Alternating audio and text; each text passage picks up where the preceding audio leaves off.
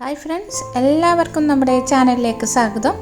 ഇന്ന് ഞാൻ നിങ്ങളുമായി ഷെയർ ചെയ്യുന്നത് റെസ്റ്റോറൻറ്റ് സ്റ്റൈൽ പെരി പെരി അൽഫഹം ചിക്കനാണ്. റെസ്റ്റോറൻറ്റിൽ കിട്ടുന്ന അതേ ടേസ്റ്റിൽ തന്നെ വീട്ടിൽ നമുക്കിത് തയ്യാറാക്കിയെടുക്കാം. ഓവൻ ഇല്ലാത്തവരൊക്കെ ഗ്രില്ലിൽ ഇത് തയ്യാറാക്കിയെടുക്കാം. ഇനി ഇത് രണ്ടും ബുദ്ധിമുട്ടാണെങ്കിലോ ഒരു പാനിൽ ഇത് തയ്യാറാക്കിയെടുക്കാവുന്നതേ ഉള്ളൂ. പ്രിപ്പറേഷനിലേക്ക് കിടക്കാം. ആദ്യം തന്നെ ഒരു ബൗൾ എടുക്കാം. അതിലേക്ക് 4 കാശ്മീരി മുളക് ഇട്ട് കൊടുക്കാം. ഇതിലേക്ക് 4 സാദാ മുളക് കൂടി ചേർത്ത് കൊടുക്കാം. ഇനി നന്നായിട്ട് തിളച്ച് വന്നിരിക്കുന്ന ചൂടുവെള്ളം ഇതിലേക്ക് ഒഴിച്ചു കൊടുക്കാം. ഒരു 10 മിനിറ്റ് ഇത് സോക്ക് ചെയ്യാൻ വെക്കാം. ഇനി നിങ്ങൾക്ക് നല്ല എരിവ് വേണമെങ്കിൽ കാശ്മീരി മുളകിന് പകരം സാദാ മുളക് എടുത്താലും മതിയാകും കേട്ടോ. 10 മിനിറ്റ് ആകുമ്പോഴേക്കും ഇത് നന്നായിട്ട് കുതിർത്ത് വരും. ഇനി നമ്മുടെ മസാല തയ്യാറാക്കിയെടുക്കാം.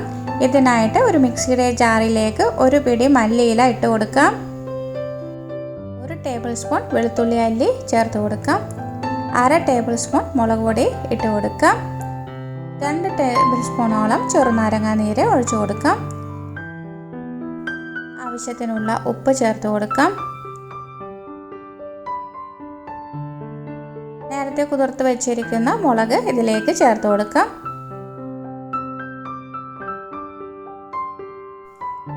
1/3 കപ്പ് ഒലിവ് ഓയിൽ ചേർത്ത് കൊടുക്കാം. ഇനി ഒലിവ് ഓയിൽ ഇല്ലയെന്ന് വിചാരിച്ച് വിഷമിക്കേണ്ട കേട്ടോ. സാധാരണ സൺഫ്ലവർ ഓയിൽ ചേർത്താലും മതി. ഇത് നന്നായിട്ട് അരച്ചെടുക്കാം. ഇനി ചിക്കൻ നന്നായിട്ട് കഴുകി വൃത്തിയാക്കിയെടുക്കാം. 1 കിലോ ചിക്കനാണ് എടുത്തിരിക്കുന്നത്. ഇത് നന്നായിട്ട് ആഴത്തിൽ വരയിട്ട് കൊടുക്കണം. തീരെ വെള്ളം ഉണ്ടാകരുത് കേട്ടോ. ഇനി നേരത്തെ അരച്ചു വെച്ചിരിക്കുന്ന മസാല ഒരു പാത്രത്തിലേക്ക് ഇട്ട് കൊടുക്കാം. ഇനി ചിക്കൻ ഓരോന്നും എടുത്ത് ഈ മസാല നന്നായിട്ട് പുരട്ടി യോജിപ്പിച്ചെടുക്കണം. നമ്മൾ വരയിട്ടതിൻ്റെ ഉള്ളിലൊക്കെ നന്നായിട്ട് മസാല ചേർത്ത് പിടിപ്പിക്കണം.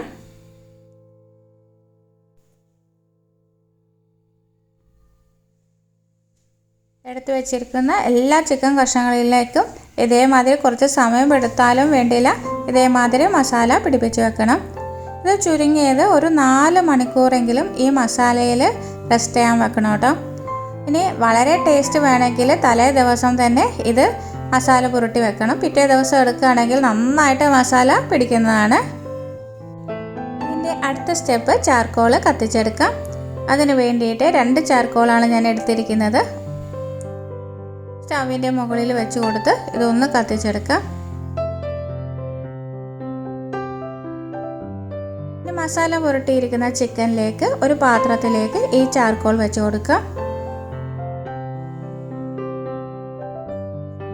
ഇതിലേക്ക് ഒരു 2 സ്പൂണ് ഓയിൽ കൂടി ചേർക്കുകയാണെങ്കിൽ നന്നായിട്ട് പുകഞ്ഞ് കിട്ടും. ഇനി ഇതൊരു 3 മിനിറ്റെങ്കിലും ഇതേമാതിരി മൂടി വെക്കണം. അതിനുശേഷം ചാർക്കോൾ എടുത്ത് കളഞ്ഞ് ഫ്രിഡ്ജിലേക്ക് മാറ്റാവുന്നതാണ്. ഒരു 4 മണിക്കൂറെങ്കിലും ഫ്രിഡ്ജിൽ വെക്കണം കേട്ടോ, എന്നാലേ ഇത് നന്നായിട്ട് സോഫ്റ്റ് ആവുകയുള്ളൂ. ഇനി തലേന്ന് തന്നെ നിങ്ങൾക്ക് വെക്കാൻ പറ്റുകയാണെങ്കിൽ വളരെ നന്നായിരിക്കും. ഒരു ദിവസം ഫ്രിഡ്ജിൽ വെക്കുകയാണെങ്കിൽ ഇത് നല്ല സോഫ്റ്റായി കിട്ടും. പെട്ടെന്ന് തന്നെ നമുക്കിത് വേവിച്ചെടുക്കാനും പറ്റും. ഇതിന് വേണ്ടിയിട്ട് ഒരു ഗ്രില്ലൊക്കെ ശരിയാക്കി വെച്ചിട്ടുണ്ട് കേട്ടോ. ചാർക്കോള് കത്താൻ വേണ്ടിയിട്ട് ഒരു ചിരട്ട ഇട്ട് കൊടുത്തിട്ടുണ്ട്. അതാണ് ഇങ്ങനെ ആളി കത്തുന്നത്. ഇതിലേക്ക് ഓരോ ചിക്കൻ കഷ്ണങ്ങളും ഇട്ട് കൊടുക്കാം.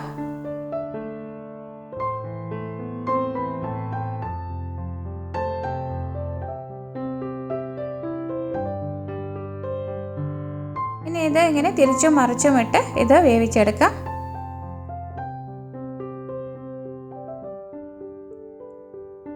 ഈ ചാർക്കോൾ എന്ന് പറഞ്ഞാൽ കരിയാണ് കേട്ടോ.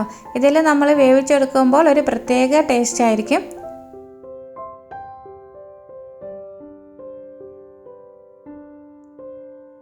കരി ആയതുകൊണ്ട് തന്നെ നല്ല ചൂടാണ്.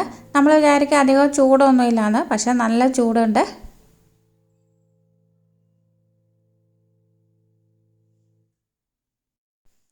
ഇനി അത് വേവിച്ചെടുക്കുന്ന കുറച്ച് ഭാഗങ്ങൾ നമുക്ക് കാണാം കേട്ടോ.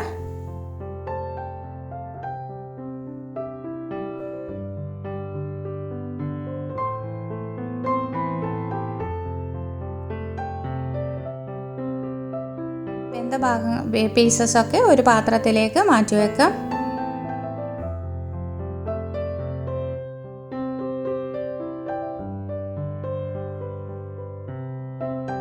ഇപ്പോൾ നമ്മുടെ ചിക്കനൊക്കെ ഇവിടെ റെഡി ആയി കഴിഞ്ഞിട്ടുണ്ട്. വളരെ ടേസ്റ്റാണ്. നമുക്ക് റെസ്റ്റോറൻറ്റിൽ കിട്ടുന്ന അതേ ടേസ്റ്റ് തന്നെ ഈ അൽഫാം ചിക്കനുമുണ്ട്. നിങ്ങളെല്ലാവരും ഇതൊന്ന് ട്രൈ ചെയ്ത് നോക്കണം കേട്ടോ. നിങ്ങളുടെ വിലയേറിയ അഭിപ്രായങ്ങൾ കമൻറ്റ് ബോക്സിൽ രേഖപ്പെടുത്തണേ. പുതുതായി ആരെങ്കിലും വീഡിയോ കാണുന്നുണ്ടെങ്കിൽ ഈ ചാനലിനെ ഒന്ന് സപ്പോർട്ട് ചെയ്യണേ. അടുത്ത നല്ലൊരു വീഡിയോയുമായി വീണ്ടും കാണാം. Thank you for watching. Take care. Bye bye.